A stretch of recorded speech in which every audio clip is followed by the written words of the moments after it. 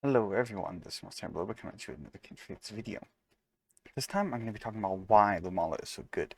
I've already done a rework on Salamander, and I might do something similar like that for some other kinfolks.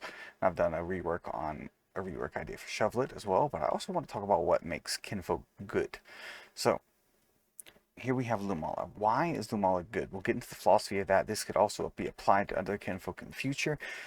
I think Lumala is a good kinfolk in most regards. I'm going to talk about what makes Lumala good, what makes Lumala bad. And to get started, the first thing, just address the elephant in the room. Lumala's basic attack sucks. It's absolutely horrible, and I really think that old basic attack should be brought back. I might even do an entire video on that. The range is okay, and the damage is pitiful. If we look at the damage, look at that. This is a mirror match, which is about as balanced as we can hopefully get, versus Reflect.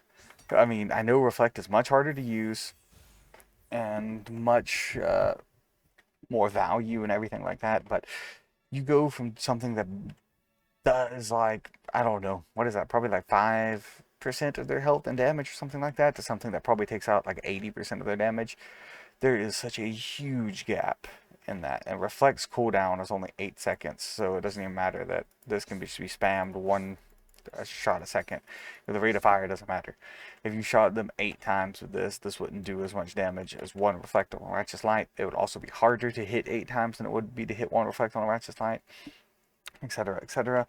So I'm not going to talk about that too much more, besides just these abilities are borderline useless, and we only really put them here because nothing else gives us a consistent ranged attack like that. But if we ever got a consistent ranged attack that we could use with a low cooldown, though, it would be replaced almost immediately.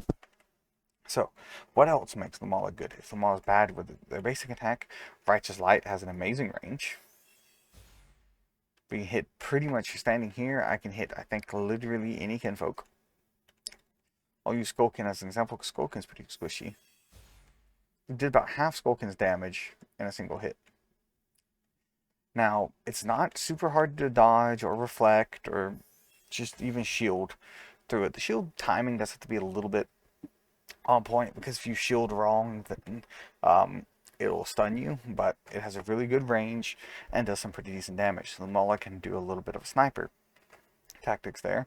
Also, Lumala offers great defensive options. Lumala's default speed is fast. You can sprint to become even faster. Rush can get you out of stuff like quicksand.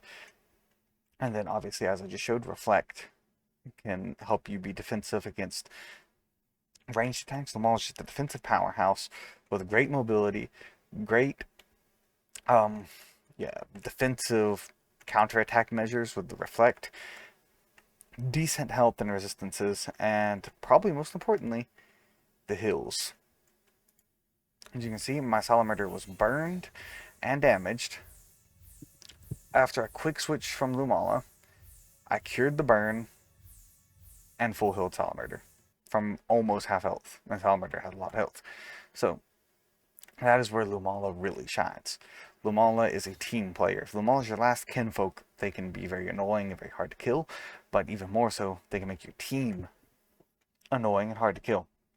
It's some of the only ways in the game that you can possibly counter enemy attacks, such as Scorch or Caustic Cloud, where they poison you or otherwise burn you or do anything like that to you.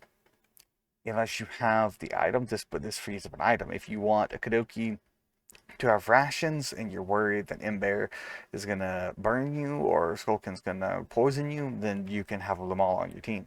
As we get more items in the game, Lumala is going to become even stronger, because that any item that does not removes the status effect is made null by Lumala being on your team. So that's only going to improve the time. That's from Lumala's passive, by the way.